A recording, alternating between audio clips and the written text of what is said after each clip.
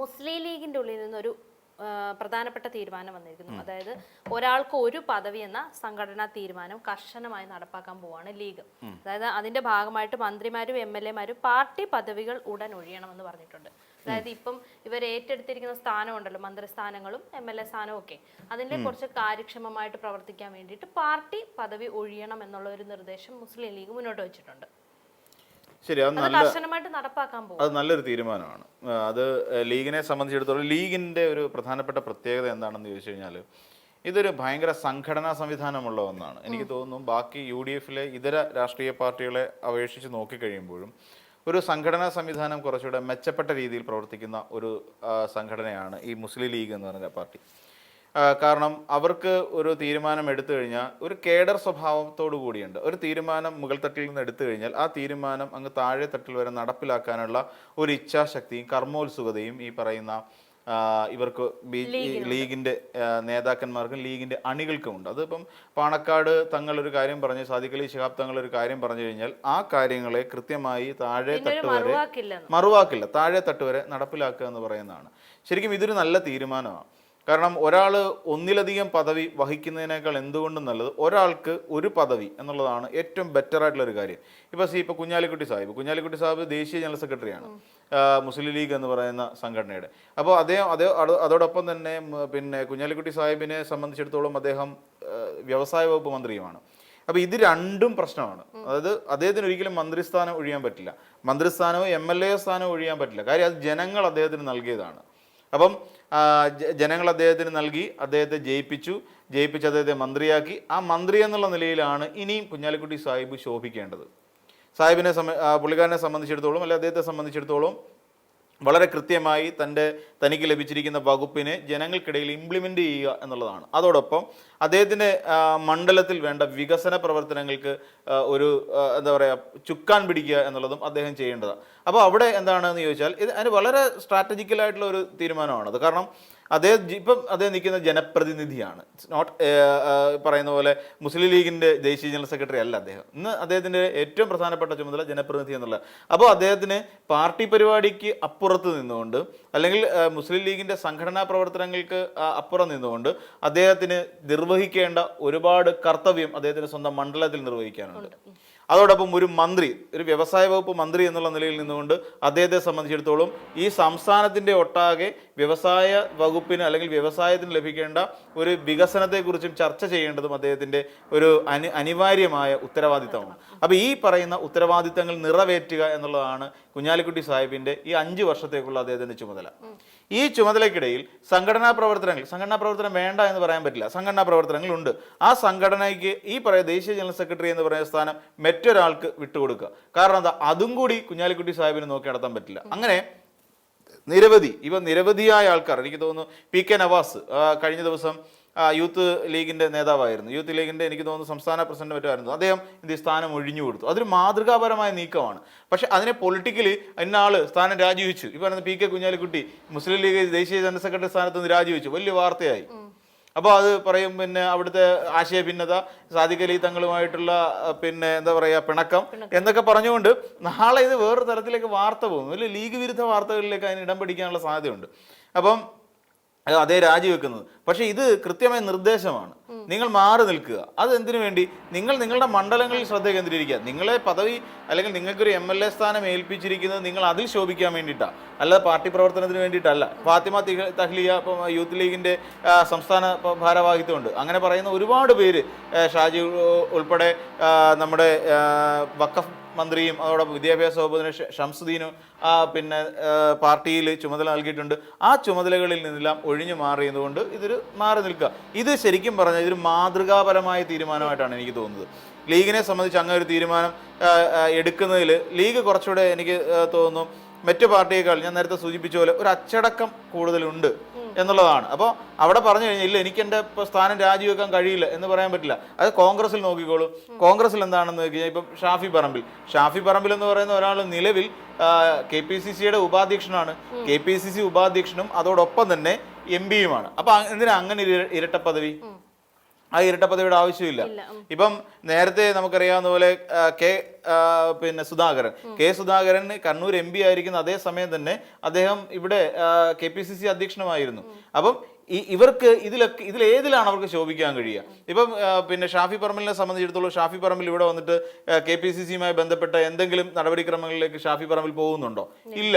ഇവിടെ നോക്കിക്കോളൂ, ഇപ്പം സണ്ണി വക്കീലിനെ സമയത്തോളം അദ്ദേഹം ഇരിക്കുന്നത് KPCC അധ്യക്ഷനും പിന്നെ വൈദ്യുത വകുപ്പ് മന്ത്രിയുമാണ്. അപ്പോൾ വൈദ്യുത വകുപ്പിന്റെ കാര്യം നോക്കൂ, KPCCയുടെ കാര്യം നോക്കൂ. KPCCയെ സംബന്ധിച്ചിടത്തോളം KPCCയുടെ മുന്നിൽ ഒരുപാട് കടമ്പകളുണ്ട്. അതെന്തൊക്കെ ചെയ്യണം എന്നുള്ള കാര്യത്തിൽ കൃത്യമായ കടമ്പകളുണ്ട്. ഈ കടമ്പകൾ ചാടിക്കടക്കുക എന്നുള്ളത് സണ്ണി വക്കീലിനെ കൊണ്ട് ഇപ്പം വലിയ പാടാണ്. കാരണം എന്താ? അതിനേക്കാൾ വലിയ പ്രതിസന്ധിയിലാണ് വൈദ്യുത വകുപ്പ് നിൽക്കുന്നത്. നമ്മുടെ സംസ്ഥാനത്ത് ലോഡ് ഷെഡിങ്ങും പവർ കട്ടും ഒക്കെ ഇന്നലെയും പോയല്ലോ, ഏകദേശം 1.5 മണിക്കൂർ കറണ്ട് കട്ടായിരുന്നു. അപ്പം ഇങ്ങനെ പവർ കട്ട് ജനങ്ങൾക്ക് ബുദ്ധിമുട്ടുണ്ടാക്കുന്നു. അപ്പം അതിനെ എങ്ങനെ മാനേജ് ചെയ്യണമെന്നറിയാൻ വയ്യാത്ത ഒരു ആശയക്കുഴപ്പം. ഈ ആശയക്കുഴപ്പത്തിൽ നിൽക്കുമ്പോൾ ഈ പറയുന്ന കോൺഗ്രസ് പാർട്ടിക്കകത്ത് നടക്കുന്ന കോൺഗ്രസ് പാർട്ടി സർക്കാർ ഇതിനെ രണ്ടിനെയും കൂടെ യോജിപ്പിച്ച് കൊണ്ടുപോകാൻ എങ്ങനെയാണ് KPCC പോലൊരു അല്ലെങ്കിൽ ആ ഒരു പദവി വെച്ചുകൊണ്ട് സണ്ണി വക്കീലിന് കഴിയുക? നടക്കുന്ന കാര്യമല്ല. ഇപ്പൊ യൂത്ത് കോൺഗ്രസിലിരിക്കുന്ന ഇപ്പം നമ്മുടെ OJ ജനീഷ് യൂത്ത് കോൺഗ്രസിന്റെ സംസ്ഥാന അധ്യക്ഷനാണ്. ഒഴിഞ്ഞ് മാതൃക കാണിക്കണം. അദ്ദേഹം യുവജനകാര്യ മന്ത്രിയാണ്. അപ്പം അദ്ദേഹം ഒഴിഞ്ഞ് മാതൃക കാണിച്ചു കൊടുക്കണം. കാര്യമുണ്ടെന്ന് ഇപ്പം ലീഗിൽ നടക്കുന്നത് പോലെ ഒന്നും കോൺഗ്രസ് നടക്കൂല, അവിടെ അടിയാവും. അവരോട് ഇപ്പൊ ഇങ്ങനെ ഒരു നിർദ്ദേശം കോൺഗ്രസിലോട്ട് കൊണ്ടുവന്ന് വെച്ച് കഴിഞ്ഞാൽ ചിലപ്പോൾ നാളെ അത് വലിയ വഴക്കിലോട്ട് പോകും. അല്ലെങ്കിൽ അവർ ചിലർ അക്സെപ്റ്റ് ചെയ്യുമായിരിക്കും, ചിലർക്ക് അത് പറ്റൂല, അത് വലിയ തർക്കത്തിലോട്ട് പോകും. ഈ പറയുന്ന വിഭാഗീയതയിലോട്ട് വരെ പോകാൻ സാധ്യത. അതെന്താ പ്രശ്നം എന്നറിയ പിന്നെ അത് വലിയൊരു പോയിന്റ് ആണ്. കാരണം കോൺഗ്രസിനെ സംബന്ധിച്ചിടത്തോളം ഇപ്പം OJ ജനീഷിനോട് രാജിവെക്കാൻ പറഞ്ഞു കഴിഞ്ഞാൽ, അല്ലെങ്കിൽ രാജിവെച്ചിട്ട് നിങ്ങൾ മന്ത്രിസ്ഥാനം മാത്രം കോൺസെൻട്രേറ്റ് ചെയ്യൂ എന്ന് പറഞ്ഞു കഴിഞ്ഞാൽ വരുന്ന പ്രശ്നം ഉടനെ OJ ജനീഷ് ആരുടെ കക്ഷിയാണ് എന്നുള്ളത് നോക്കും. അപ്പോൾ അവർ നോക്കുമ്പോൾ പിന്നെ നമ്മുടെ ഇദ്ദേഹത്തിൻ്റെ കക്ഷിയാണ്, KC വേണുഗോപാലിൻ്റെ കക്ഷി. അപ്പോൾ എൻ്റെ കക്ഷിയിൽപ്പെട്ട അല്ലെങ്കിൽ എന്നെ പിന്തുണയ്ക്കുന്ന ഒരാളെ നിങ്ങൾ മന്ത്രിസ്ഥാനത്ത് നിന്ന് അല്ലെങ്കിൽ യൂത്ത് കോൺഗ്രസിൻ്റെ ഉപാധ്യക്ഷ സ്ഥാനത്ത് വെട്ടാൻ പറ്റില്ല. അബിൻ വർക്കി ഇപ്പോൾ MLA ആണ്. ആ അബിൻ വർക്കിയെ സംബന്ധിച്ചിടത്തോളം അബിൻ വർക്കി യൂത്ത് കോൺഗ്രസിൻ്റെ ദേശീയ ജനറൽ സെക്രട്ടറിയാണ്. അപ്പോൾ അദ്ദേഹം ആ സ്ഥാനം ശരിക്കും പറഞ്ഞാൽ അതൊക്കെ ഒഴിയേണ്ടതല്ലേ? നമ്മൾ നോക്കിക്കഴിഞ്ഞാൽ ഏറ്റവും കൂടുതൽ ജനറൽ സെക്രട്ടറിമാരും ഏറ്റവും കൂടുതൽ യൂത്ത് ബ്രിഗേഡും ഒക്കെ ഉള്ളതെന്ന് വെച്ചാൽ ഈ കോൺഗ്രസ് എന്ന് പറയുന്ന ഒരു സംവിധാനത്തിനകത്താണ്. അപ്പം ഇതിൽ നമ്മൾ ഇപ്പോൾ KPCC ചെയ്യേണ്ട ഉത്തരവാദിത്തങ്ങൾ കുറേ ഉണ്ട്. ഇപ്പോൾ KPCCയുടെ ഉത്തരവാദിത്തമാണ് വയനാട് ചൂരൽമല. ഇപ്പോൾ 2 വർഷമാകാൻ പോകുന്നു. അപ്പം ആ വയനാട് ചൂരൽമലയിൽ ആ KPCC ഏറ്റെടുത്ത 100 വീടിൻ്റെ നിർമ്മാണം പൂർത്തിയാക്കി കൊടുക്കുക എന്നുള്ളത് KPCC അധ്യക്ഷൻ്റെ ഉത്തരവാദിത്തമാണ്.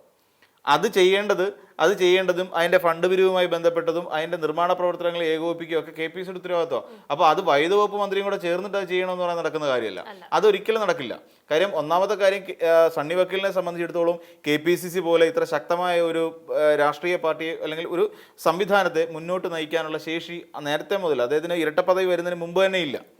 അതേസമയം അദ്ദേഹത്തിന് മന്ത്രിസ്ഥാനം ശോഭിക്കാൻ കഴിഞ്ഞോ എന്ന് ചോദിച്ചാൽ അതും പരിഗണിലാണ് നിൽക്കുന്നത്. അദ്ദേഹത്തിന് ആ പറയുന്ന KPCC അധ്യക്ഷനായിരിക്കുന്ന സണ്ണി വക്കീലിന് വൈദ്യുത വകുപ്പ് മര്യാദയ്ക്ക് കൊണ്ടുപോകാൻ പറ്റാത്ത ഒരു സാഹചര്യം നിലവിലുണ്ട്. അത് എൽ നീനോ പ്രതിഭാസം എന്നൊക്കെ പറഞ്ഞുകൊണ്ട് തട്ടിക്കിഴിച്ച് കളഞ്ഞിരുന്നാലും അത് ബുദ്ധിമുട്ടാണ്. അപ്പോൾ അങ്ങനെ അത്രയും ഇപ്പം പിന്നെ ശ്രമകരമായ പണിയാണ്. അതേസമയം ഇവിടെ പിന്നെ ആർക്കും ഇവിടെ പക്ഷം പിടിക്കലില്ല. ലീഗിനെ സംബന്ധിച്ച് നോക്കിയാൽ സാദിഖ് അലി തങ്ങൾ പറയുന്നു ഇന്ന കാര്യങ്ങൾ നമുക്ക് ലീഗിൽ നടപ്പിലാക്കണം. ശരി, അത് നടപ്പിലാക്കും. അവിടെ കുഞ്ഞാലിക്കുട്ടി സാഹിബ് പറയുന്നത് എൻ്റെ 10 പേരുണ്ട്, അവരെ ഒന്നും പുറത്താക്കാൻ പറ്റില്ല. അവിടെ KM ഷാജി പറയുന്നത് എൻ്റെ 10 പേരെ പുറത്താക്കാൻ പറ്റില്ല. അപ്പുറത്ത് മാറി ചെയ്യുന്നതുകൊണ്ട് പിന്നെ എന്താ പറയുക, നമ്മുടെ ഇവർ പറയുന്നു, നമ്മുടെ ബാക്കിയുള്ള നേതാക്കന്മാരൊക്കെ ഉണ്ടല്ലോ ലീഗിൽ, VK നവാസ് പറയുന്നത് പറ്റില്ല. അങ്ങനെ ഓരോരുത്തരും അങ്ങനെ പറഞ്ഞു തുടങ്ങിക്കഴിഞ്ഞാൽ ഈ പറയുന്ന ലീഗിനെ സംബന്ധിച്ചിടത്തോളം അതൊരു വലിയ അടിയിലേക്ക് പോകും. ഇത് അടിയിലേക്ക് പോകില്ല എന്ന് ഉറപ്പാണ്. തദ്ദേശ സ്വയംഭരണ സ്ഥാപനങ്ങളിൽ പോലും നടപ്പിലാക്കി വരുന്നു എന്നുള്ളതാണ്. അപ്പം പ്രാദേശിക തലത്തിൽ പോലും അവർ എവിടെയെങ്കിലും അധ്യക്ഷന്മാരായിട്ടിരിക്കുകയോ അല്ലെങ്കിൽ പ്രസിഡന്റ് സെക്രട്ടറി ഒക്കെ ആയിട്ടിരിക്കുന്ന ആൾക്കാർ പഞ്ചായത്തിൽ അവർക്കൊരു ചുമതലയുണ്ടെങ്കിൽ അവരത് ഒഴിയണം. പഞ്ചായത്തിലെ ചുമതലയല്ല, അവരുടെ ആ സ്ഥാനം ഒഴിഞ്ഞ് അടുത്ത ആൾക്ക് കൊടുക്കണം. ഇതുകൊണ്ട് വേറൊരു ഗുണം കൂടി ഉണ്ടാവും. അതായത് ഇപ്പം നിലവിൽ ഇതൊക്കെ കൈയടക്കി വെച്ചിരിക്കുന്ന ഒരു വിഭാഗം ആൾക്കാരുണ്ട്. ഇപ്പം നമുക്കറിയാം, എനിക്ക് നമ്മളൊക്കെ രാഷ്ട്രീയമൊക്കെ പഠിച്ചു തുടങ്ങുന്ന സമയം മുതൽ തന്നെ കുഞ്ഞാലിക്കുട്ടി സാഹിബിന് വളരെ വ്യക്തമായ ഒരു സ്ഥാനം, സെക്രട്ടറി എന്ന് പറയുന്ന ഒരു പാർട്ടി സ്ഥാനം എല്ലാ കാലത്തും ഉണ്ടായിട്ടുണ്ട്. അപ്പം ഇവർ വേറെ ഒരു പുതിയ ആൾ വരുന്നില്ല എന്നുള്ളതാണ്. അതായത് ആ സ്ഥാനത്തേക്ക് വേറൊരാൾ വരുന്നില്ല എന്ന് പറയുന്ന ഒരു വലിയ പ്രശ്നമുണ്ട്. ഇതിനെ മറികടക്കാൻ കഴിയും. അതായത് കുഞ്ഞാലിക്കുട്ടി സാഹിബ് ദേശീയ ജനറൽ സെക്രട്ടറി സ്ഥാനത്തുനിന്ന് മാറിക്കഴിയുമ്പോൾ വേറൊരാൾക്ക് ഒരു അവസരം കിട്ടുകയാണ്. അതായത് ആ സംഘടനയുടെ തലപ്പത്തേക്ക് എത്താൻ വേണ്ടിയിട്ട് ലക്ഷ്യം വെക്കുന്നുണ്ട്. ആ സംഘടനയുടെ തലപ്പത്തേക്ക് എത്താൻ പുതിയൊരാൾക്ക് അവസരം കിട്ടുന്നു. അപ്പോൾ ആ വരുന്ന വ്യക്തിയെ സംബന്ധിച്ചിടത്തോളം അവർക്ക് അതിൽ നന്നായിട്ട് പ്രവർത്തിക്കാൻ കഴിഞ്ഞാൽ അത് അദ്ദേഹത്തിന്റെ മിടുക്കാണ്. അപ്പം അങ്ങനെ ഓരോ തലത്തിൽ പരിശോധിക്കുമ്പോഴും പുതിയ പുതിയ ആൾക്കാർക്ക് സംഘടനയ്ക്കുള്ളിൽ ഇതുവരെ അംഗീകരിക്കപ്പെടാത്തവരുണ്ടല്ലോ, നിരവധി ആൾക്കാരുണ്ടാവും. എല്ലാ സംഘടനകളിലും അതൃപ്തരായി കഴിയുന്ന ഒരു കഴിവുണ്ട്. എന്നാൽ ചില കാര്യങ്ങൾ കൊണ്ട് ചില പ്രത്യേക സ്ഥാനം കിട്ടാത്ത കുറേയധികം ആൾക്കാരുണ്ട്. അപ്പൊ അവരെ സംബന്ധിച്ചിടത്തോളം അവർക്കും കൂടി പിന്നെ സംഘടനയുടെ തലപ്പത്തേക്കോ അല്ലെങ്കിൽ ഈ പറയുന്ന ഭരണഘടനാപരമായ സംവിധാനത്തിലേക്ക് എത്തിപ്പെടാൻ കഴിയുന്നു. അവരുടെ ഇത് പറയുന്ന പോലെ പിന്നെ ഭാരവാഹിത്വത്തിലേക്ക് എത്തിപ്പെടാൻ കഴിയുന്നു എന്നുള്ളത് വളരെ പോസിറ്റീവായിട്ടുള്ള ഒരു കാര്യമാണ്. അപ്പം അതുകൊണ്ട് ലീഗ് എടുത്തിരിക്കുന്ന ഈ ഒരു സമീപനത്തെ, ഈ ഒരു നീക്കത്തെ എന്തുകൊണ്ടും അംഗീകരിക്കാൻ കഴിയുന്ന ഒരു കാര്യം തന്നെയാണ്. ഇതെല്ലാവരും കണ്ടുപിടിക്കണം.